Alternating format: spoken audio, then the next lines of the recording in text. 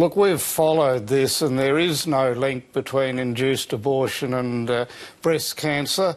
Some very early studies in the 50s suggested it, but when large studies were done, and the biggest was in Denmark where 1.5 million women were studied and they had objective records of abortion and there was no link found.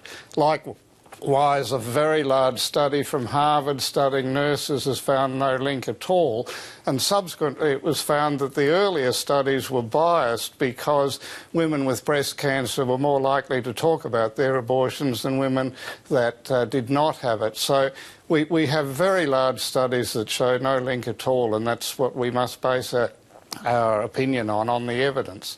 As somebody being at the head of the Cancer Council and involved in fighting cancer for many decades, how do you feel about those views being put out there in the public space?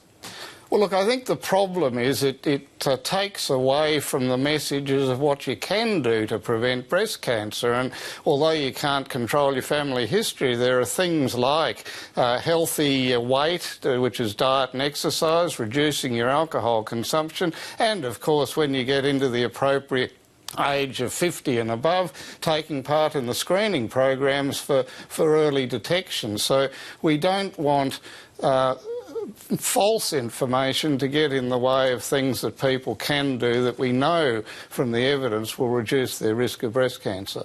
And what do you think about a senior minister, Eric Abetz is the leader of the government in the Senate, going on national TV and simply referencing those, as you say, discredited 1950 studies? Well, look, you can get caught on the hop, but the important thing is that it's corrected by experts that have been following this and all sorts of other literature on cancer for years, and I think that's the important thing. And for women with breast cancer, this is not very helpful?